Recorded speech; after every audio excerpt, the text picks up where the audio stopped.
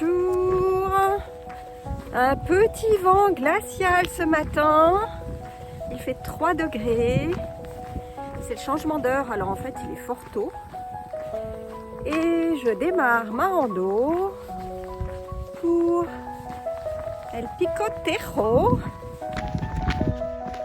Bon, le panneau informatif est un peu abîmé, donc on va pas compter là-dessus.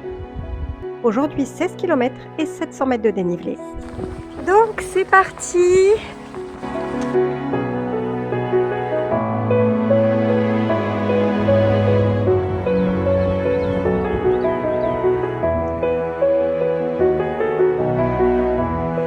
Pour l'instant je suis sur une piste forestale, pista forestale, et j'ai des vues magnifiques avec les genêts, s'il vous plaît, sur la vallée de Chera. Waouh, il y a des belles gorges là. Donc je monte, le romarin est en fleurs et le genêt aussi.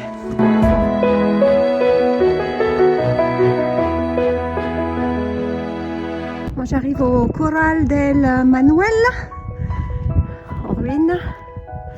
Je viens de Casa de la Roja et je vais au Pico del Tejo. Alors petit point topo, je viens de là.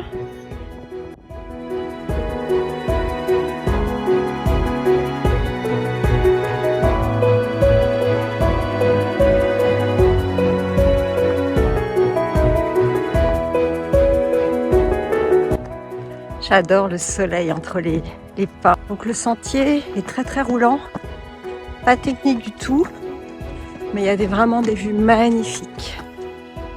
Donc là on s'engage vraiment dans la Sierra del Tejo. Les cistes se préparent à fleurir. Donc sur celle-là on voit bien le petit bouton et les fleurs de l'an passé.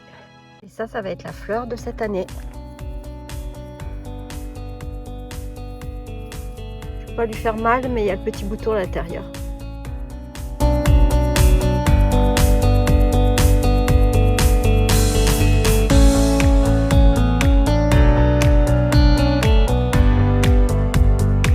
La première que je vois qui commence, elle n'est pas encore fleurie, mais presque. J'adore ces fleurs. Et donc ça va monter et faire des belles fleurs blanches. Alors la plaine de Requena.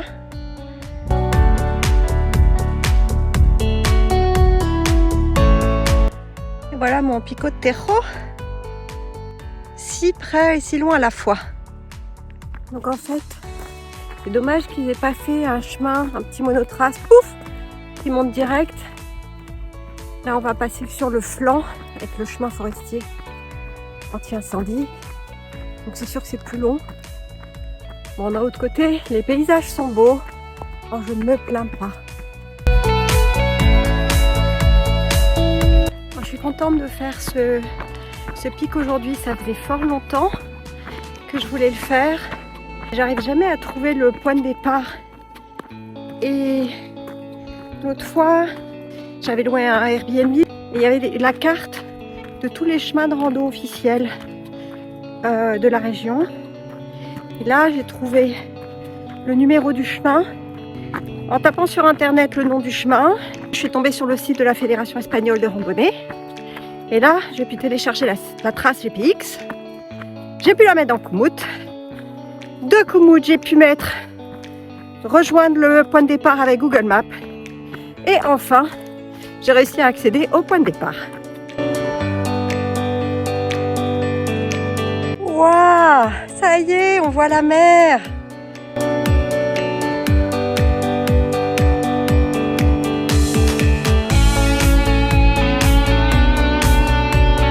On voit super bien la mer d'ici.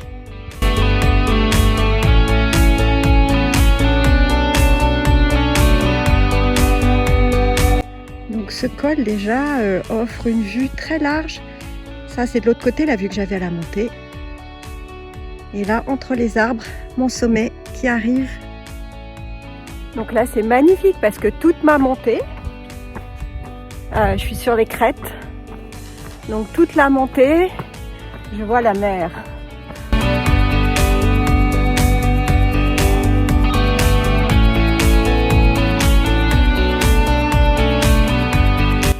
La mer est dorée avec le soleil qui s'y reflète.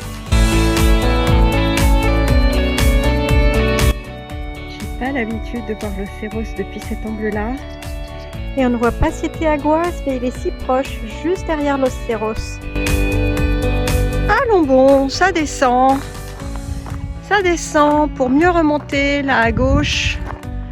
Et pour atteindre le sommet, je fais un petit check dans Koumou parce que ça descend et puis ça tourne à l'opposé de là où je suis censée aller. Et descente avec vue sur mer. Hein? La mer est à 50 km. C'est incroyable comme on la voit super bien. Donc là, il faut avoir le moral parce que ça descend méga fort et ça va remonter de ouf. On voit le petit bout de route là-haut. Le sommet est tout là-haut.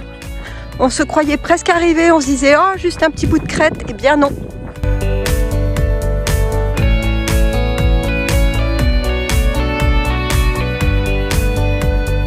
En fait, les crêtes sont là. Il y a des rochers. C'est dommage qu'il n'y ait pas un petit sentier qui parcourt les crêtes. On voit les cheminées qui fument de la centrale nucléaire de Cofrentes. Ça y est, j'arrive au sommet. Tio Gaspar, Pico Roppe, Cera. Derrière les buttes, il y a Saut de Cera, mais on ne le voit pas. De l'Embalse de Puseo. Et toujours la mer.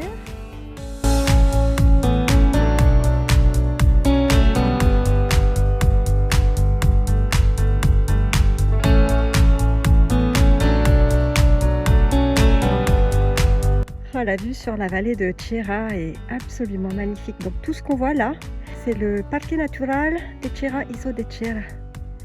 En plus gros, Pico Roppe, vallée de Cera, Cera. Et l'Embalse de Puseo.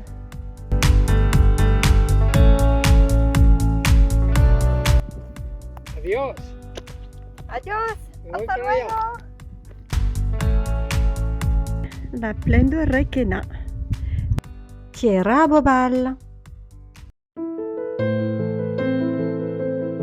Là, je marche sur la crête.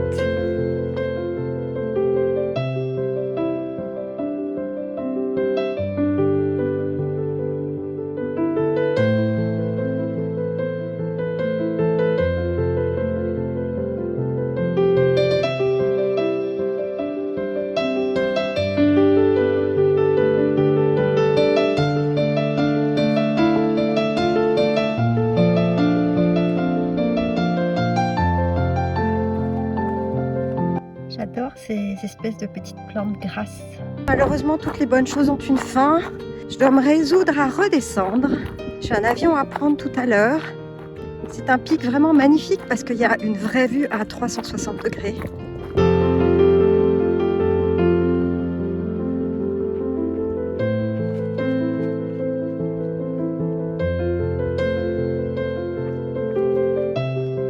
Magnifique fossile.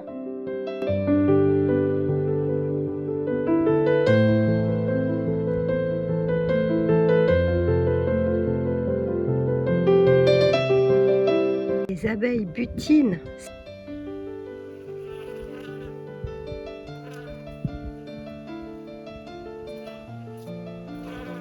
Souvent on trouve ces petites plantes au pied du romarin.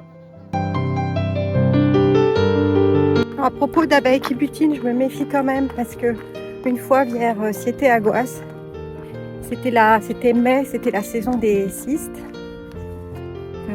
Je m'arrête sur un bord de chemin pour prendre une photo de paysage. J'entendais les abeilles qui butinaient, il y en avait beaucoup.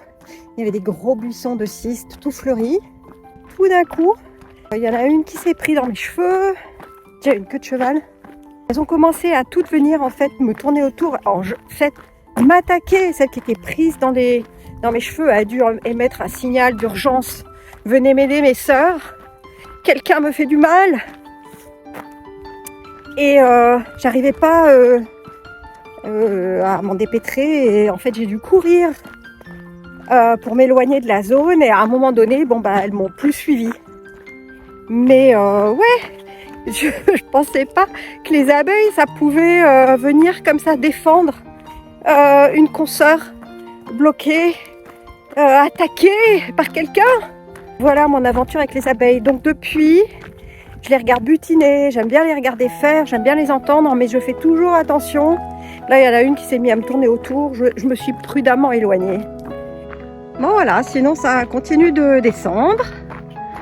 Tranquillou. Un petit dernier jeûner pour la route.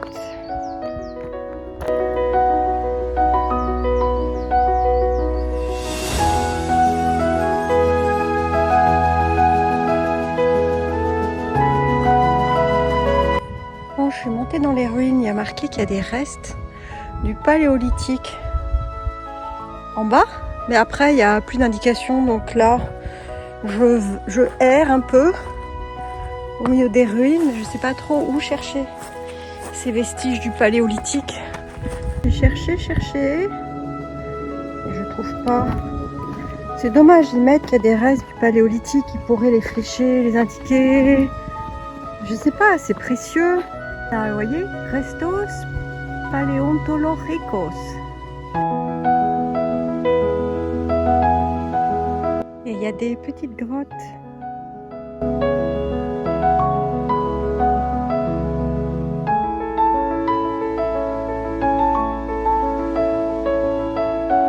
Comme j'ai le temps, avant de retourner à la voiture, j'ai pris un autre petit chemin et je suis au milieu des vignes. Les vignobles sont la spécialité de Requena et de la Tierra Bobal.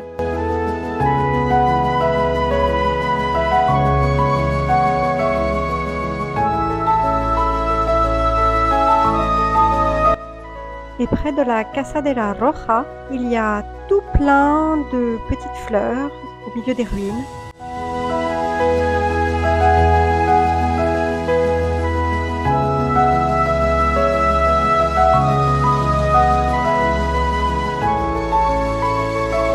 Je retrouve ma voiture. Très bon timing, pile poil. Et voilà, en route pour l'aéroport. Je reprends la piste et je vais retrouver la route un peu plus loin. Mais je profite une dernière fois de rouler au milieu des amandiers en fleurs. Là, c'est vraiment la fin de la saison.